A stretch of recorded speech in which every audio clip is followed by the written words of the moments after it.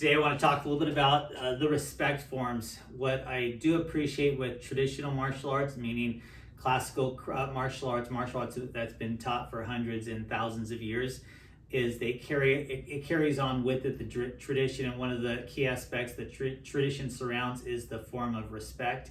And it's not about being narcissistic or egotistical and wanting that recognition, but it's having mutual respect. And as you get higher and higher, you actually appreciate the elders in the community and in the systems.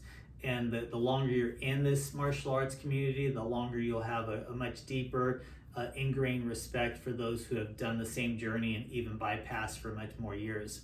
And then going back to what the founders are. So every martial arts, I encourage every student, whatever the system you're learning, learn your lineage, learn the history, and learn how you can apply the respect principles to everyday life.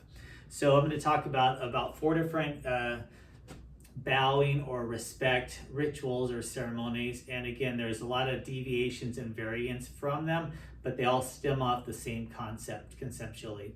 A lot of martial arts systems, especially in the Japanese and some of the Asian culture, the Chinese cultures, is you'll see the typical just basic bow, hands are together, feet together, hands to your side.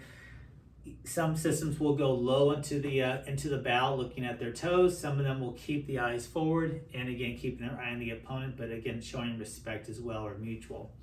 If you are the same rank level, typically your bows are going to end up at the same level. If somebody is higher rank than you, a higher elder, a higher ranking, you will bow down lower than they will, and they will bow down a little bit less. That's typically the general rule of thumb. There's what we call Wu Dei. Wu Dei means martial virtue, and the most common Wu Dei you'll see as far as the more modern systems, that's kind of universally accepted, no matter what style you're from, whether it's Chinese martial art, Japanese martial art, European martial art, is they'll put the hands together like this, and then they'll come forward. Sometimes you'll see them turn the palms forward slightly toward the person, and that's acceptable. Some people will do the bow where they go nice and low. Some will look at the ground. Some will look at the opponent. But universally, this is Wu Dei, and this is just a common form of virtue or martial virtue or respect for your person. So again, even if the school or the system has a variation of that or a longer version of it, simplified form, again, that works out good as Wu Dei. Another thing you need to know is Kowtow. So Kowtow is basically it was originally done on the knees, and from the knees you would bow all the way to the ground, especially in form of full respect to somebody much higher like the emperor.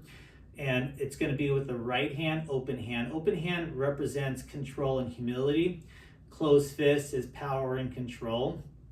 You're going to unite the two together. Again, the control covers the power. So even though there's power there, there's a control aspect to it. If you're a male, you're going to take your right hand and place the right hand over your fist in the open hand. And then a lot of times you'll see people put it to their forehead, put it above the head, or keep it about mouth level, and then they'll continue their bow. Some again will also turn it forward. That's also acceptable. If you're on your knees, again, you'll bow as low as the ground, depending on the formality of it. But informally, you can do it standing up, especially if you're holding on to gear. You've got stuff you're holding from the backside. Sometimes women are going to be carrying their children with them as well, and they're not going to be able to go to their knees and bow all the way down in a formal way. So again, the Kowtow, you'll basically put it right hand over left. If you're a female, the left hand's going to be the empty hand, and that's going to be over the fist. So again, the open hand for women is left. The open hand for male is going to be the right. And again, you're going to bow. And typically, like I said before, you're going to bow a little bit lower than the person who's senior to you. And typically from a standing position, the lowest you'll go is about to the knee or right below the knee height. If they're equal, you're not going to go below the waist. And if you're the higher rank, again, you don't have to feel obligated to bend down as low as they do. If you're on your knees, then again, the lowest respect would be all the way to the ground.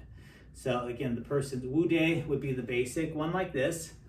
Kowtow would be right hand over left for male, left over right for female. And again, that could be a variation of it, going lower if you need to. And then you have your traditional Gung Fu, which is like the Wing Chun Gung Fu system when I was training at Sifu Dan Inosanto's studio. And I know Richard Basillo and some of the other The first and second generations of Bruce Lee will do this as well, but you'll see it in some of the formal Kung Fu systems.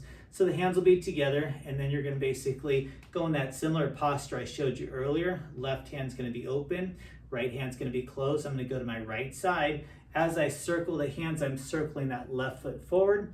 Then as I return the foot, you're going to put the palms back to back, or the back of the hands back to back on each other. Curl it in, roll it forward, pull high. Some people will hold it all the way to the chest level. Some systems will go to the hip level. But I was taught up in here. And I was at Sifu Kai Lee's studio the other day, and we were doing this, so kind of brought back some good memories. My feet are together right now, but I'm going to separate them out with the heel together and the toes apart in a wide V. And then I'm going to pivot my toes in pigeon toe, so we have a little bit of a pigeon-toed motion. I'll move a little bit further back so you can kind of see it a little bit better. But basically the knees from the foot position, out one, out again, and now my knees bend and my toes point towards each other. Hands will be here. From here, I'll move a little closer, is when we begin our warm-ups. Again, this is all for skeletal structure, for warming it up, for canting the hips and the knees and the joints in specific patterns. And again, we're gonna start with the neck turn side to side. We'll do the half rolls. We'll do the full rolls, going one direction, then the other direction. We'll nod it up and down. And then we'll work it down to the hands. We can also go out into any form of hand strikes, whether it's a single punch or whether it's a double punch. You can keep going in here and just kind of warm it up. You can change the bottom hand to a downward strike.